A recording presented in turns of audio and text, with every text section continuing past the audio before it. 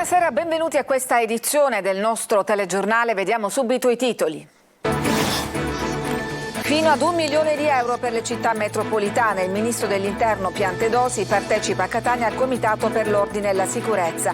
Gli annuncia risorse aggiuntive e rotazione del personale. Nuova udienza del processo Open Arms in aula a Palermo il vice premier Salvini. Oscar Camps, fondatore della ONG, rievoca la grave situazione sanitaria a bordo. La replica del legale del ministro: furono accuditi, quasi coccolati. Tragico incidente stradale sulla statale Agrigento-Caltanissetta. 2 anziani coniugi di Favara muoiono carbonizzati in un tamponamento. Un 19enne tunisino fermato per l'omicidio di un connazionale a Pachino. Il giovane indossava ancora i vestiti sporchi di sangue. Laurea honoris causa per Laura Salafia, la studentessa che 13 anni fa rimase gravemente ferita nel corso di una sparatoria andando a lezione. Questa mattina la cerimonia ai Benedettini di Catania. È l'ora dei primi tuffi in mare, scatta la prova costume, c'è chi si prepara in palestra ma anche chi non rinuncia alla granita.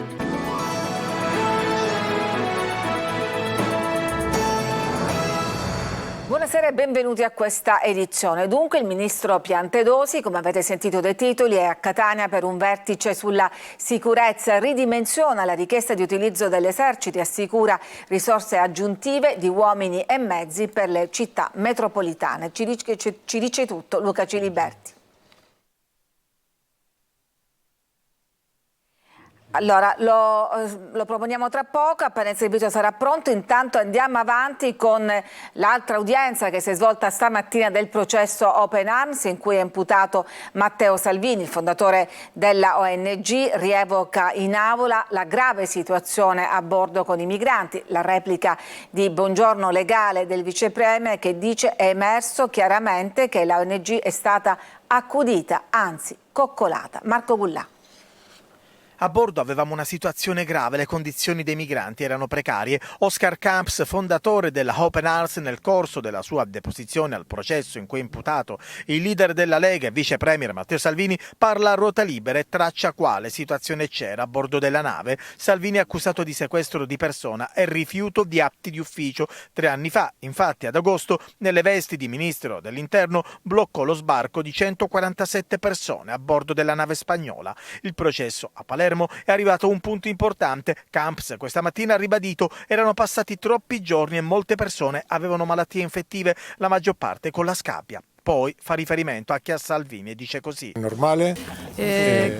Oscar ha detto che verrà ascoltato lui, il medico che era a bordo della missione 65 e il primo ufficiale, che faranno naturalmente dichiarazioni su quello che è successo durante la missione, e speriamo di avere giustizia. Sono le sue dichiarazioni. In realtà i ministri che sono venuti a dichiarare prima di lui in questo processo hanno detto che le decisioni che ha preso sono state solo una sua responsabilità. Vedremo quello che stabilirà il giudice. Intanto la comunicazione via mail tra il fondatore di Open Arms Oscar Camps e l'allora cancelliera tedesca Angela Merkel entrano ufficialmente nel processo di Palermo. Chiesi a Merkel l'intervento dell'Unione Europea, ha detto Camps nella sua deposizione nell'aula bunker. L'obiettivo era quello di farci assegnare un porto sicuro che fosse il più vicino possibile. Per la legale di Salvini, quella di oggi invece è un'udienza fondamentale. Oggi è stato dimostrato che l'Open Arms era al centro dell'attenzione da parte di tutte le autorità, che ha ricevuto più volte delle mail in cui si diceva: se attestate le vostre condizioni di salute scendete subito, delle telefonate in cui i dottori dicevano: siamo pronti a darvi la massima disponibilità, aiuto, soccorso, potete scendere, basta che attestate le vostre condizioni. Forse l'udienza che in assoluto ha fatto emergere in maniera nitida più delle altre quanto in realtà la Open Arms sia stata accudita e quasi direi coccolata. Proponiamo adesso il servizio sulla visita a Catania del ministro dell'Interno Piantedosi, che ha partecipato al Comitato per l'Ordine e la Sicurezza. Sentiamo Luca Ciliberti. Il ministro dell'Interno Matteo Piantedosi a Catania per la questione sicurezza. Un segnale di attenzione alla città, così come richiesto da mesi dalle forze politiche. L'occasione è stata la riunione del Comitato Provinciale per l'Ordine e la Sicurezza Pubblica convocata dal prefetto Maria Carmela Librizzi, al quale ha presenziato per la prima volta anche il neosindaco Enrico Trantino. Il ministro nel corso dell'incontro in prefettura ha parlato di una ricognizione importante di quelli che sono i temi generali della sicurezza della città, che nonostante le specificità non sono poi del tutto distanti da quelli di altre realtà del tipo metropolitano. Noi quello che cercheremo di fare in più, che ho pregato il prefetto di pianificare in Comitato per l'Ordine Pubblico, è di fare qualche pianificazione specifica rispetto a qualche situazione specifica. Io adesso non conosco nel dettaglio la situazione, lo conoscono le autorità locali, qualche piazza di spaccio, qualche zona di movida particolare, insomma da abbinare un'efficacia di servizi anche ad una visibilità che vada ad incidere anche su quella percezione a cui si faceva riferimento. E lo stesso Piantedosi ad allontanare l'utilizzo massivo di uomini e mezzi dell'esercito, oggi impegnato con poche unità nell'operazione Strade Sicure, guardando positivamente piuttosto al ricorso dei reparti di prevenzione anticrimine già nelle disponibilità delle forze dell'ordine che fanno riferimento al Ministero. 3.881 tra poliziotti e carabinieri che potrebbero essere dislocati in parte a Catania nel breve termine. Io capisco che fa molta suggestione quando si parla di mandare l'esercito, ma le posso garantire, insomma, c'è un piano complessivo che va anche oltre l'impiego dell'esercito in ausilio delle forze di polizia. Ci sono i reparti prevenzione crimine, per esempio, che sono delle unità mobili della Polizia di Stato, in questo caso ce n'è un'analoga che ha un'altra denominazione dei Carabinieri, che sono delle unità che vengono aggregate sui territori in aggiunta ai reparti territoriali. Si tratta poi alla fine di numeri di uomini che vengono impiegati, che ripeto non è che diventano organici ai reparti territoriali, ma di fatto vanno in ausilio. Soddisfatto il sindaco Enrico Trantino, che sottolinea gli impegni sottoscritti dal ministro in tema di sicurezza. Soddisfatto significherebbe minimizzare. Io devo ringraziare il ministro per la sensibilità che ha manifestato, a conferma dell'interesse del governo per la nostra città, ha fornito delle soluzioni e soprattutto è rimasto negativamente impressionato della dotazione del nostro corpo di polizia locale e si è impegnato anche a verificare la possibilità di individuare dei correttivi rispetto a una legislazione che ci penalizza perché non ci consente di assumere. Piantedosi fa il punto anche sul nuovo accordo europeo che dovrebbe in qualche modo fare ordine sulla ripartizione delle quote migranti in Europa. Andiamo avanti con il nostro telegiornale. Gravissimo incidente stradale nella tarda mattinata di oggi lungo la statale 640 Agrigento-Caltanissetta nei pressi del bivio per Favara. 2 persone sono morte carbonizzate all'interno dell'abitacolo della loro auto dopo aver tamponato un'altra autovettura. Davide Sardo. Sono stati identificati con difficoltà i 2 occupanti morti bruciati dentro all'auto che nella tarda mattinata ha preso fuoco dopo aver tamponato un'altra macchina, un Audi A3. La Fiat Panda, un vecchio modello, dopo aver perso il controllo avrebbe urtato violentemente il guardrail per poi cappottare parecchie volte. Le vittime sono 2 anziani, Giuseppe Nobile, 74 anni, geometra in pensione di Favara, e la sua compagna Calogera Stella, di 70 anni, originaria di Santa Caterina Villarmosa, nel Nisseno. L'incidente stradale si è verificato lungo la strada statale 640 Agrigento-Caltanissetta, nei pressi del bivio Scintilla, in territorio di Favara. La statale che collega i 2 capoluoghi siciliani è stata già teatro nel recente passato di tanti incidenti stradali, alcuni dei quali mortali anche a causa dell'alta velocità. Le vittime sono rimaste incastrate nell'abitacolo e sono morte carbonizzate perché l'auto si è incendiata a causa del violento impatto. Sul posto hanno lavorato i vigili del fuoco, i sanitari del 118 e i carabinieri, a cui sono affidate le indagini per ricostruire la dinamica dell'incidente. Il traffico ha subito notevoli rallentamenti. Un trentenne è stato ferito ad una gamba probabilmente da un colpo di pistola mentre si trovava a Riva Nazario Sauro, piazzale di fronte al Porto Piccolo alle porte di Ortigia a Siracusa. Secondo gli agenti della squadra mobile potrebbe essere stata un'intimidazione. L'uomo, un venditore di frutti di mare, è stato soccorso e non è in pericolo di vita. Da una prima ricostruzione l'uomo sarebbe stato affiancato da una moto dalla quale sarebbero stati sparati alcuni colpi. Non è durata molto la fuga del 19enne tunisino che ieri mattina è stato fermato dai carabinieri per l'omicidio in un connazionale a Pachino. Indossava ancora gli abiti macchiati di sangue. Francesco Aloi. Stava passeggiando per le vie di Ispica quando i carabinieri lo hanno trovato. È un 19enne tunisino. Lui avrebbe ucciso Mansour Haitem nella notte tra martedì e mercoledì a Pachino. Adesso deve rispondere di omicidio aggravato. È stato localizzato nella giornata di ieri dai militari del nucleo investigativo a Ispica, indossava gli stessi abiti dell'omicidio e al momento della fuga ha tentato anche di disfarsi di pochi grammi di hashish. La visione delle immagini delle telecamere ha consentito agli investigatori di individuare l'autore del ferimento mortale, ma alla violenta rissa nelle vie del centro hanno partecipato anche altri connazionali. Le indagini sono tuttora in corso e si stanno concentrando sull'identificazione di coloro che hanno partecipato alla rissa, ma soprattutto di coloro che hanno assistito all'omicidio. Bottiglie di vetro, bastoni, mastelli per la differenziata. Durante la rissa tutto poteva diventare un'arma. Coltello o punteruolo, quale potrebbe essere l'arma del delitto? Per accertare quale possa essere l'arma del delitto siamo in attesa di quello che sarà l'effetto dell'autopsia che avverrà nei prossimi giorni. Bisogna avere fiducia nelle istituzioni, perché quando le istituzioni e il gruppo squadra funziona come quello che abbiamo visto in questo frangente, nell'arco di poche ore siamo riusciti a identificare il sospettato e anche a trarlo in arresto. Tanta la paura tra i residenti della cittadina del Ciliegino. C'è chi denuncia le violenze e chi invece ha paura e si chiude nel silenzio. Intanto le indagini, coordinate dalla Procura di Siracusa, continuano per fare luce completa sulla rissa. Atto vandalico nella parrocchia San Filippo Neri, nel quartiere Zen di Palermo. Qualcuno la scorsa notte ha scavalcato i cancelli e divelto alcune lastre di marmo, tagliato i tronchi di un albero e lasciato bottiglie rotte sul sagrato. Ci tengo a sottolineare, ha commentato il parroco Giovanni Giannalia, che questa non è una bravata o semplice vandalismo, ma anche un sacrilegio.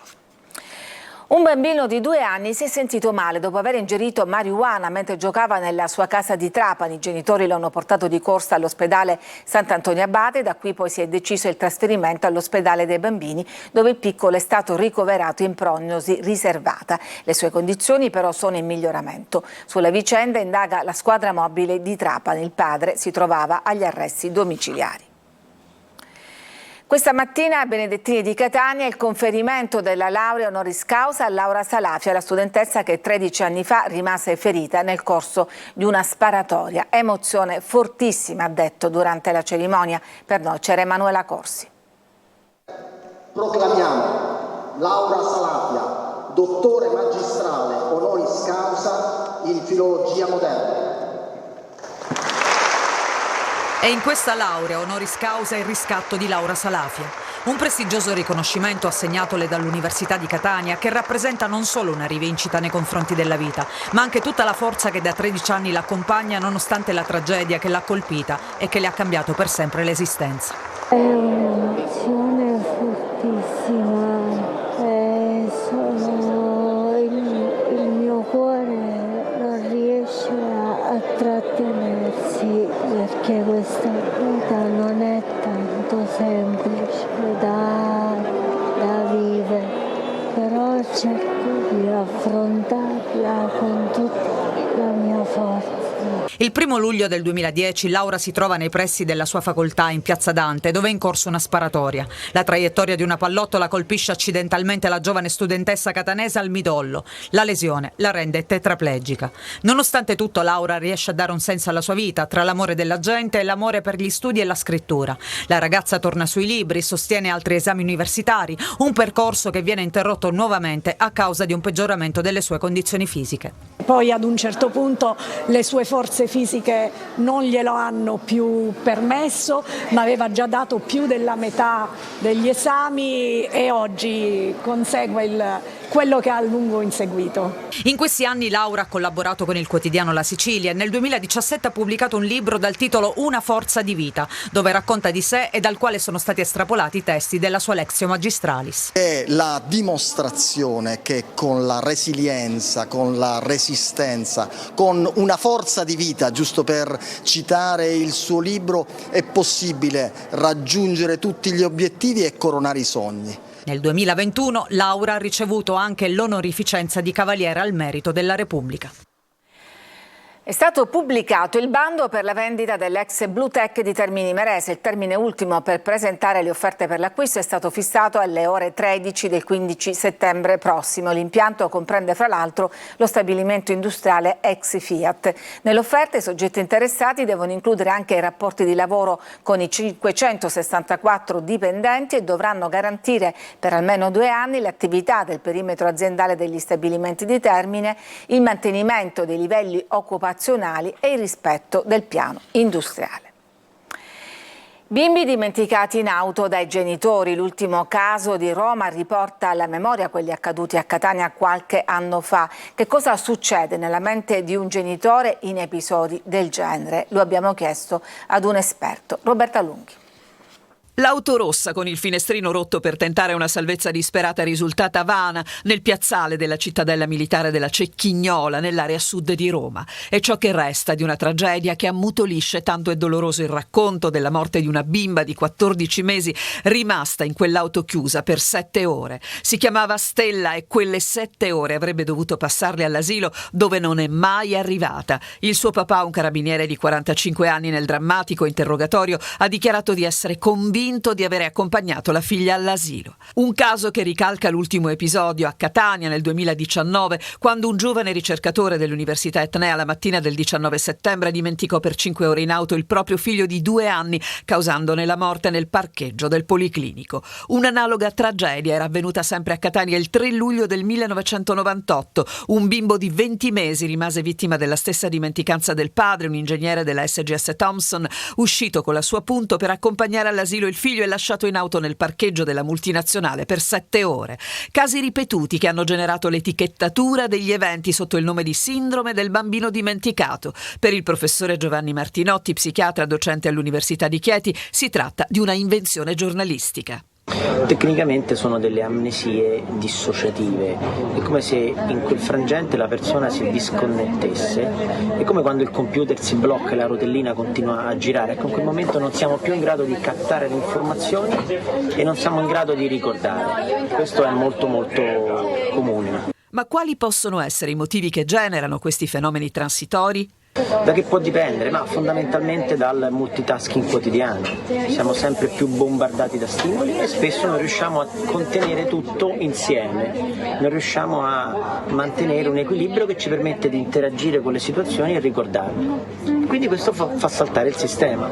I segnali di possibili amnesie dissociative ci sono. Delle piccole dimenticanze sempre più comuni, sempre più frequenti, sempre più invalidanti, e allora può essere un segnale d'allarme. Ovviamente i casi drammatici sono pochi, ma il meccanismo è lo stesso.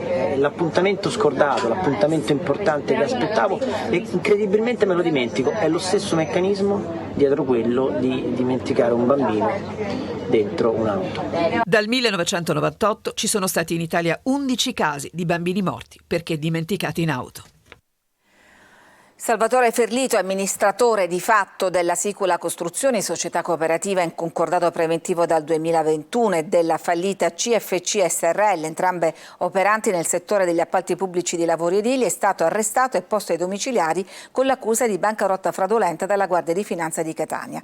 Nell'inchiesta sono indagate altre 8 persone. Secondo la Procura di Catania, Salvatore Ferlito sarebbe emerso come il dominus di fatto dell'intero gruppo di società riconducibili alla sua famiglia ed avrebbe utilizzato la sua posizione di amministratore di fatto e in alcuni casi anche di diritto per svuotare le 2 aziende in favore delle altre società del gruppo. Ci fermiamo, c'è una pausa per la pubblicità, torniamo subito dopo.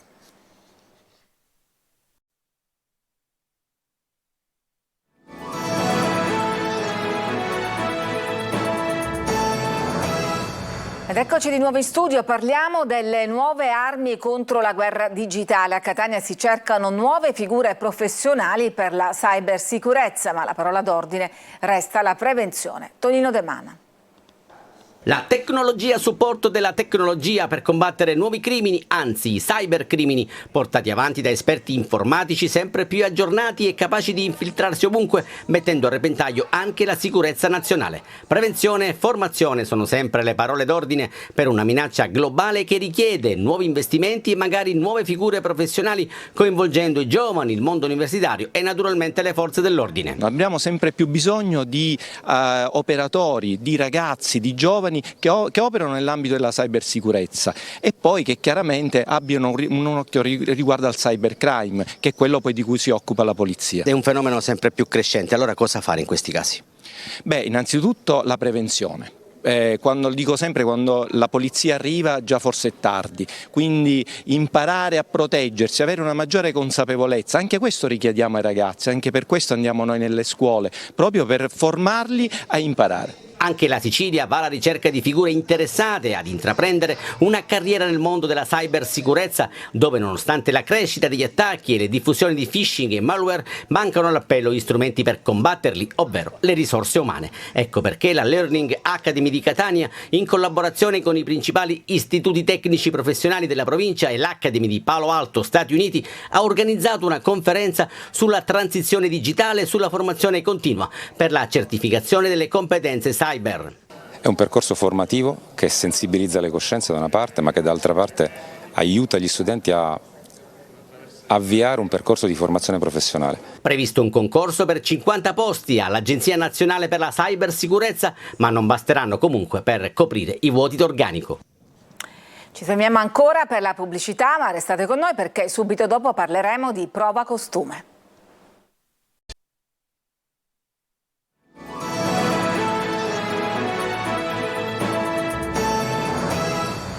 Quello ormai alle porte sarà il primo vero weekend estivo, almeno secondo le previsioni. Ci si prepara dunque a tornare al mare, ma non tutti sono pronti alla fatidica prova costume. C'è chi corre in palestra e chi invece non rinuncia alla granita. Sentiamo Eva Spampinato.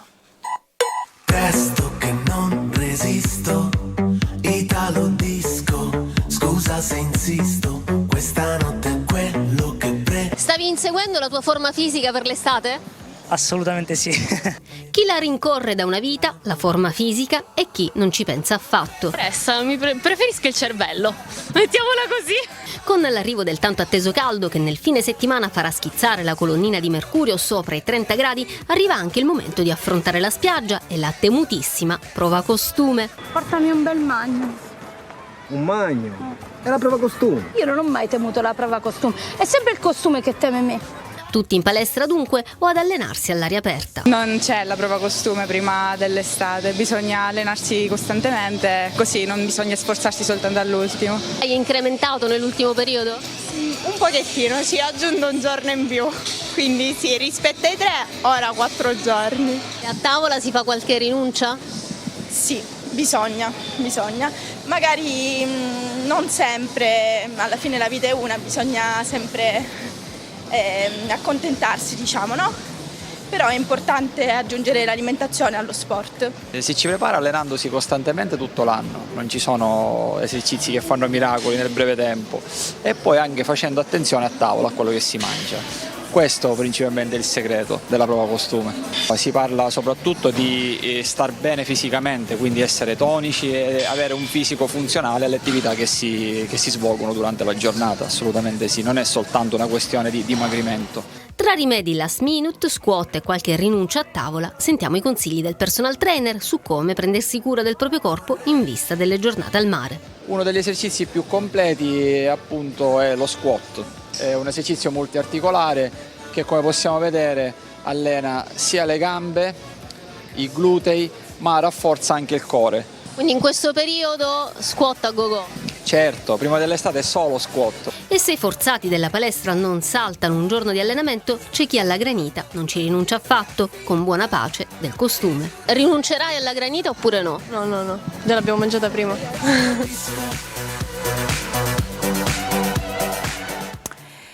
E finisce qui questa edizione, grazie per averci seguito, a tutti una buona serata.